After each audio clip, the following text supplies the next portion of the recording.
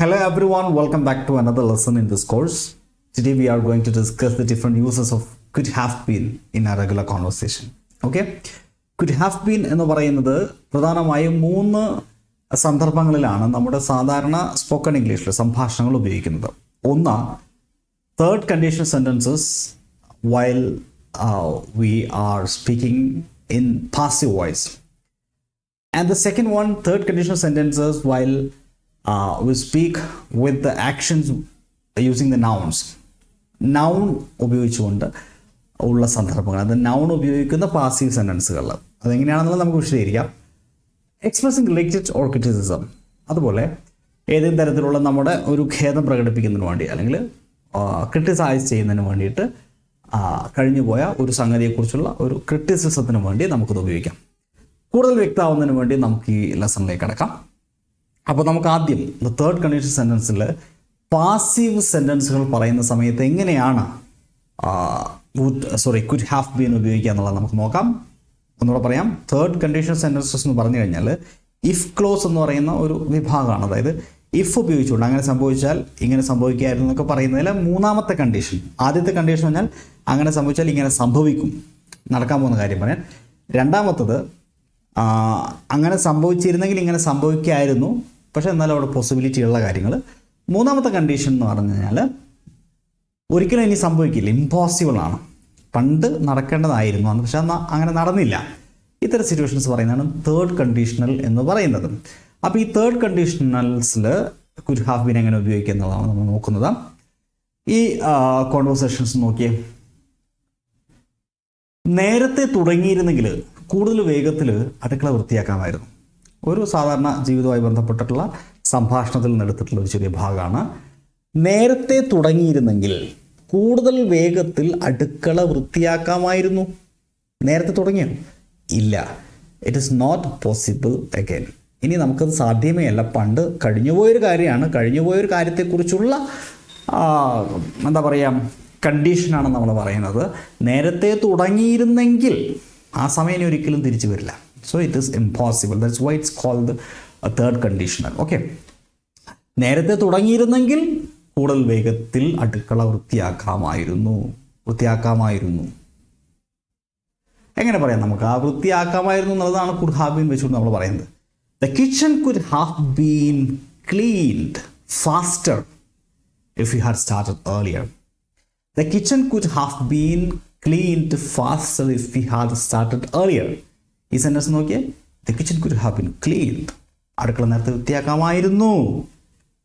ഇത് passive sentence ആണ്. The kitchen subject ആയിട്ട് വരികയാണ്. കിച്ചൺ എന്ന് പറയുന്നത് ഒരിക്കലും ഒരു പ്രവൃത്തി ചെയ്യാൻ പറ്റിയ ഒന്നല്ല. അവിടെ ഒരു മനുഷ്യനോ ഒരു വ്യക്തി അല്ലെങ്കിൽ ഒരു അനിമൽ ഒരു ആക്ഷൻ ചെയ്യാൻ പറ്റിയ ഒരു സംഭവമായിരുന്നെങ്കിൽ, ഒരു സബ്ജക്റ്റ് ആയിരുന്നെങ്കിൽ നമുക്കതിന് ആക്റ്റീവ് സെൻറ്റൻസ് പറയാം. പക്ഷേ പാസീവ് സെൻറ്റൻസ് എന്ന് പറയുന്നത് എപ്പോഴും ഇതുപോലെയുള്ള വസ്തുക്കൾ. ഇപ്പോൾ നിങ്ങളുടെ ഫോണിലേക്ക് ഒരു മെസ്സേജ് വരികയാണ്, your message has been sent, അല്ലെങ്കിൽ your application has been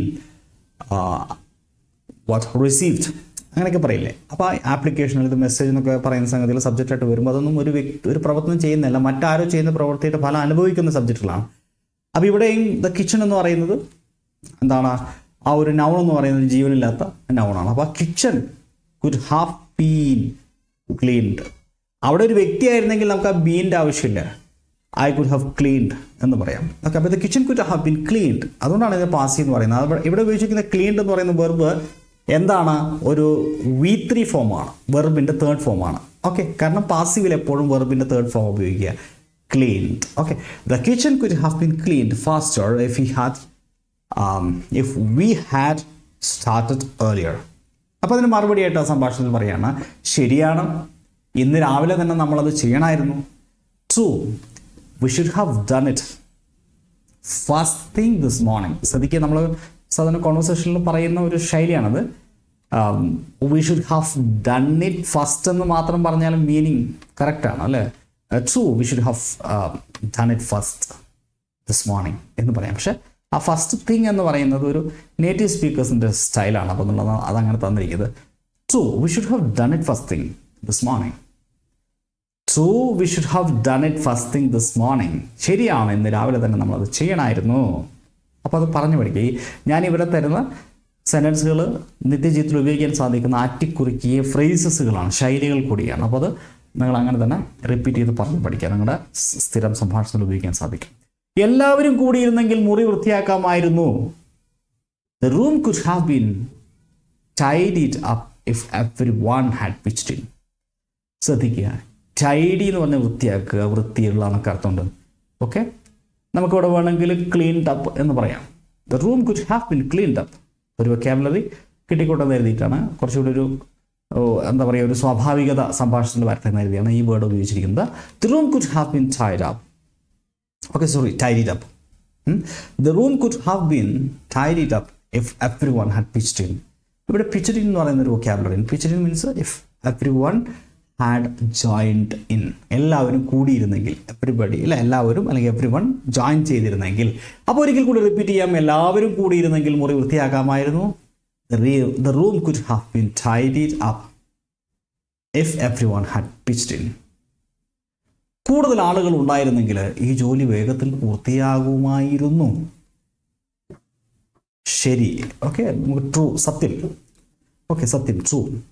It could have been much faster with more hands. With more hands എന്ന് പറയുന്നത് അതൊരു ഫ്രേസാണ് ഇംഗ്ലീഷിൽ. വിത്ത് മോർ ഹാൻഡ്സ് എന്ന് പറഞ്ഞാൽ കൂടുതൽ ആളുണ്ടായിരുന്നെങ്കിൽ, അല്ലേ? ഹാൻഡ് മാത്രം വരില്ലല്ലോ, ആളുകൾ കൂടി വരുമ്പോഴാണല്ലോ ഹാൻഡ് ആവുന്നത്, അല്ലേ? ഓക്കെ, അപ്പോൾ കൂടുതൽ ആളുകൾ, സത്യം, കൂടുതൽ ആളുകൾ ഉണ്ടായിരുന്നെങ്കിൽ ഈ ജോലി വേഗത്തിൽ പൂർത്തിയാക്കാമായിരുന്നു അല്ലെങ്കിൽ പൂർത്തിയാകുമായിരുന്നു. True, it could have been much faster with more hands. Okay, true, it could have been much faster with more hands. അത് പെട്ടെന്ന് കൂടുതൽ വേഗത്തിൽ പൂർത്തിയാകുമായിരുന്നു എന്നാണ് ഉദ്ദേശിച്ചിരിക്കുന്നത്. ഓക്കെ, നമുക്ക് അടുത്ത കോൺവെർസേഷനിലേക്ക് പോകാം. മുൻകൂട്ടി പ്ലാൻ ചെയ്തിരുന്നെങ്കിൽ ഉച്ചഭക്ഷണം നേരത്തെ തയ്യാറാക്കാമായിരുന്നു. The lunch could have been prepared earlier if you had planned ahead. മുൻകൂട്ടി പ്ലാൻ ചെയ്തിരുന്നെങ്കിൽ ഉച്ചഭക്ഷണം നേരത്തെ തയ്യാറാക്കാമായിരുന്നു. The lunch could have been prepared earlier if we had planned ahead. Prepared എന്ന് പറഞ്ഞ വേർഡ് മറ്റൊരു നടത്തി തന്നിരിക്കുന്നത് അത് പാസീവ് വോയിസിനെ സൂചിപ്പിക്കുന്ന ഒരു വെർബാണ്. That means the third form of the verb. Okay, ശരിയാണ്. നമ്മളെല്ലായ്പ്പോഴും അവസാന നിമിഷം തിരക്ക് പിടിക്കും. ഇതെങ്ങനെയാണ് പറയുക? ഇത് നമ്മളെപ്പോഴും പറയുന്ന ഒരു ശൈലിയാണ്, അല്ലേ? മലയാളത്തിൽ തന്നെ നമ്മൾ പറയും നമ്മളെപ്പോഴും എപ്പോഴും നമ്മൾ തിരക്ക് പിടിക്കും. അതെങ്ങനെയാണ് നമുക്ക് ഇംഗ്ലീഷിൽ പറയാൻ സാധിക്കുക? ശരിയാണ്, നമ്മളെല്ലായ്പ്പോഴും അവസാന നിമിഷം തിരക്ക് പിടിക്കും. Right, we always end up rushing at the last minute. ഇത് എപ്പോഴും ഉപയോഗിക്കുന്ന ശൈലി ഇംഗ്ലീഷിൽ. Right, we always end up rushing. We always end up rushing at the last minute. We always end up rushing at the last minute. Okay, നേരത്തെ ശ്രദ്ധയിൽപ്പെട്ടിരുന്നെങ്കിൽ മാലിന്യം പുറത്തെടുക്കാമായിരുന്നു. The trash could have been taken out if it had been noticed earlier. The trash could have been taken out if it had been noticed earlier. തീർച്ചയായും ഇപ്പോൾ മണക്കാൻ തുടങ്ങിയിരിക്കും. Definitely it's starting to smell now. തീർച്ചയായും ഇപ്പോൾ മണക്കാൻ തുടങ്ങിയിരിക്കും. Definitely it's starting to smell now. ശ്രദ്ധിച്ചിരുന്നെങ്കിൽ പൂന്തോട്ടം നനയ്ക്കാമായിരുന്നു. The garden could have been watered if it had been noticed. ശ്രദ്ധിച്ചിരുന്നെങ്കിൽ പൂന്തോട്ടം നനയ്ക്കാമായിരുന്നു. The garden could have been watered if it had been noticed. അതെ, ഇപ്പോൾ അത് ചെറുതായി ഉണങ്ങിയെന്ന് തോന്നുന്നു. Yes, it's looking a little dry now. അതെ, ഇപ്പോൾ അത് ചെറുതായി ഉണങ്ങിയെന്ന് തോന്നുന്നു. Yes, it's looking a little dry now. Okay, ഇനി നമ്മൾ could have been third condition സെൻറ്റൻസുകൾ നൗണുകൾ വരുന്ന സമയത്ത്, ഇപ്പം നമ്മൾ പാസീവ് വോയിസിൽ അതായത് തേർഡ് കണ്ടീഷണൽ സെൻറ്റൻസുകളുടെ പാസീവ് വോയിസാണ് പറഞ്ഞത്. ഇനി നമ്മൾ കുഡ് ഹാവ് ബീൻ ഉപയോഗിക്കുന്നത് നൗണുകൾ വരുമ്പോഴാണ്. തേർഡ് കണ്ടീഷണൽ സെൻറ്റൻസ് പറയാൻ ശരിക്കും കുഡ് ഹാവ് ബീൻ്റെ ആവശ്യമുണ്ടോ? ഇല്ല, കുഡ് ഹാവ് മതി.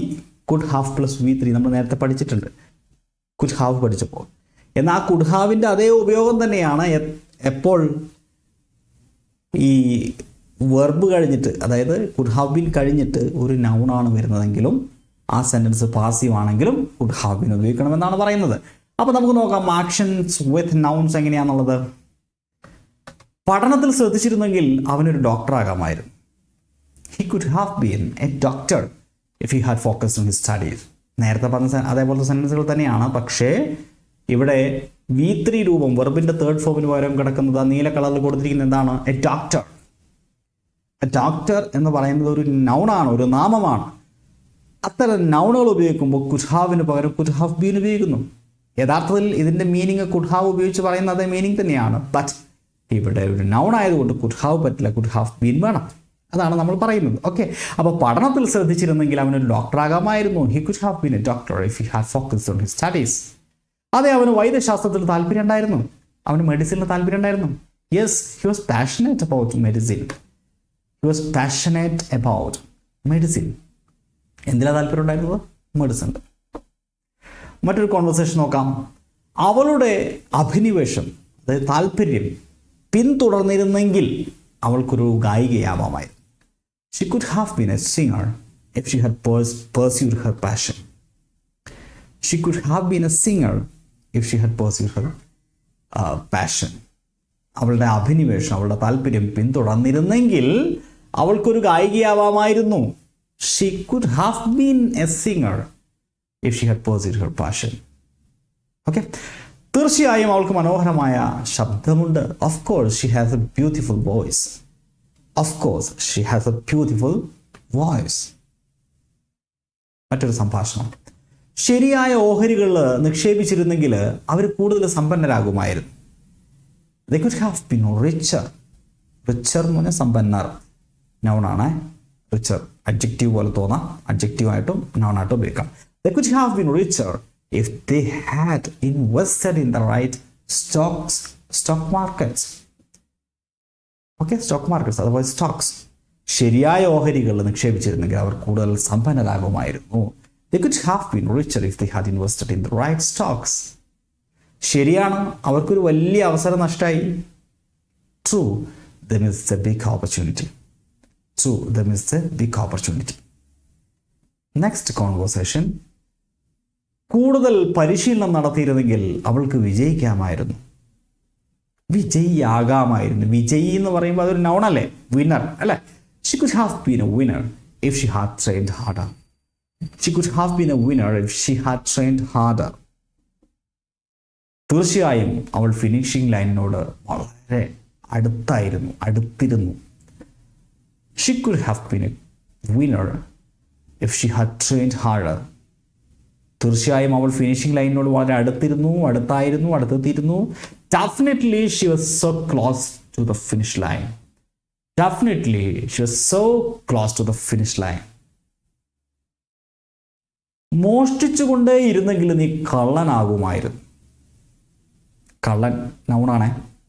You could have been a thief if you had kept stealing. You could have been a thief if you had kept stealing. അത് ചെയ്തതിൽ ഞാൻ ഖേദിക്കുന്നു. എനിക്ക് ആ സമയത്ത് എന്ത് ചെയ്യണമെന്ന് അറിയില്ലായിരുന്നു. അത് ചെയ്തതിൽ ഞാൻ ഖേദിക്കുന്നു. ആ സമയത്ത് എന്ത് ചെയ്യണമെന്ന് എനിക്കറിയില്ലായിരുന്നു. ആ സമയത്ത് എന്ത് ചെയ്യണമെന്ന് എനിക്കറിയില്ല എന്ന് പറയുന്നതിന് ഇംഗ്ലീഷിൽ ഫ്രേസ് ഉണ്ട്, നമുക്ക് നോക്കാം. I regret doing that. I was just lost at the time. I was just lost at the time. ഇതൊക്കെ പറഞ്ഞ് പഠിക്കുക. കാരണം ഇതൊക്കെ സാധാരണ നേറ്റീവ് സ്പീക്കേഴ്സ് യൂസ് ചെയ്യുന്ന ചില ഫ്രേസസ് ആണ്. I was just lost at the time എന്ന് പറഞ്ഞാൽ എനിക്ക് ആ സമയത്ത് എന്ത് ചെയ്യണം ഒരു ഐഡിയ ഇല്ലാത്ത സമയമായിരുന്നു. I regret doing that. I was just lost at that time. I regret doing that. I was just lost at the time. ഇനി അവസാനമായിട്ട് could have been എന്ന് പറയുന്ന പ്രയോഗത്തിൻ്റെ മൂന്നാമത്തെ സിറ്റുവേഷൻ എന്ന് പറയുന്നത് എക്സ്പ്രസിംഗ് റിഗ്രറ്റ് ഓർ ക്രിറ്റിസിസം. നമ്മൾ എന്തെങ്കിലും ഒരു കാര്യത്തിൽ നടക്കാതെ പോയൊരു പാസ്റ്റ് ആയിട്ടുള്ളൊരു കാര്യം, അതിൽ റിഗ്രറ്റ്, നമ്മൾ ഖേദിക്കുക, നമുക്ക് ചെയ്യാൻ പറ്റിയില്ല, അല്ലെങ്കിൽ മറ്റൊരാൾ അത് ചെയ്യാത്തതുകൊണ്ട് നമ്മളത് അയാളെ ക്രിറ്റിസൈസ് ചെയ്യുക. നമുക്ക് നോക്കാം. നിങ്ങൾക്കത് കൂടുതൽ ശ്രദ്ധിക്കാമായിരുന്നു. ശരിക്കും ഒരു ക്രിറ്റിസിസം കൂടിയാണ് അല്ല ഈ പറയുന്നത്. You could have been more careful with that. You could have been more careful with that. എനിക്കറിയാം അത് പൊട്ടുമെന്ന്. എനിക്കറിയാം അത് പൊട്ടുമെന്ന് ഞാൻ കരുതിയില്ല. I know I didn't think it would crack. I know I didn't think it would crack. It would break. Crack means break. Next conversation. എനിക്ക് എൻ്റെ വാക്കുകൾ കൂടുതൽ ശ്രദ്ധിക്കാമായിരുന്നു. I could have been more careful with my words. എനിക്ക് എൻ്റെ വാക്കുകൾ കൂടുതൽ ശ്രദ്ധിക്കാമായിരുന്നു. I could have been more careful with my words. വിഷമിക്കേണ്ട, നിങ്ങൾ ആരെയും വേദനിപ്പിക്കാൻ ഉദ്ദേശിച്ചിട്ടില്ലെന്ന് എനിക്കറിയാം. Don't worry, I know you didn't mean to hurt anyone. Don't worry, I know you didn't mean to hurt anyone. വിഷമിക്കേണ്ട, നിങ്ങൾ ആരെയും വേദനിപ്പിക്കാൻ ഉദ്ദേശിച്ചിട്ടില്ലെന്ന് എനിക്കറിയാം. Don't worry, I know you didn't mean to hurt anyone. Next conversation. നിങ്ങളുടെ വികാരം ഞാൻ കൂടുതൽ കണക്കിലെടുക്കണമായിരുന്നു. നിങ്ങളുടെ വികാരം ഞാൻ കൂടുതൽ കണക്കിലെടുക്കണമായിരുന്നു. I could have been more considerate about your feelings. I could have been more considerate about your feelings. കുഴപ്പമില്ല, നിങ്ങൾ എന്നെ വിഷമിപ്പിക്കാൻ ഉദ്ദേശിച്ചിട്ടില്ലെന്ന് ഞാൻ മനസ്സിലാക്കുന്നു. It's okay. I understand you didn't intend to upset me. It's okay. I understand you didn't intend to upset me. കുഴപ്പമില്ല, നിങ്ങൾ എന്നെ വിഷമിപ്പിക്കാൻ ഉദ്ദേശിച്ചിട്ടില്ലെന്ന് ഞാൻ മനസ്സിലാക്കുന്നു. It's okay, I understand you didn't intend to upset me. Okay, അടുത്ത conversation. നിങ്ങൾക്ക് കൂടുതൽ സമയനിഷ്ഠ പാലിക്കാമായിരുന്നു. You could have been more punctual. സമയനിഷ്ഠ, കൃത്യനിഷ്ഠത അല്ലേ? നിങ്ങൾക്ക് കൂടുതൽ കൃത്യനിഷ്ഠത പാലിക്കാമായിരുന്നു. You could have been more punctual. ക്ഷമിക്കണോ, എനിക്ക് സമയം തെറ്റിപ്പോയി, അല്ലെങ്കിൽ ഞാൻ സമയം തെറ്റായിട്ടാണ് കണക്കാക്കിയത് എന്ന അർത്ഥത്തിൽ പറയാൻ നമുക്ക് ഉപയോഗിക്കാൻ പറ്റുന്ന ഒരു വൊക്കാബുലറിയാണ് miscalculated. I'm sorry, I miscalculated the time. ക്ഷമിക്കണം, എനിക്ക് സമയം തെറ്റിപ്പോയി. I'm sorry, I miscalculated the time. വാഹനം ഓടിക്കുമ്പോൾ കൂടെ ശ്രദ്ധിക്കാമായിരുന്നു. ആര്? നിങ്ങൾ, അല്ല നീ. You could have been more attentive while driving. വാഹനം ഓടിക്കുമ്പോൾ നിങ്ങൾക്ക് കൂടുതൽ ശ്രദ്ധിക്കാമായിരുന്നു. You could have been more attentive while driving. നിങ്ങൾ പറഞ്ഞത് ശരിയാണ്, ഞാൻ കൂടുതൽ ശ്രദ്ധിക്കണമായിരുന്നു. നിങ്ങൾ പറഞ്ഞത് ശരിയാണ്, ഞാൻ കൂടുതൽ ശ്രദ്ധിക്കണമായിരുന്നു. എനിക്ക് കൂടുതൽ ശ്രദ്ധിക്കാമായിരുന്നു.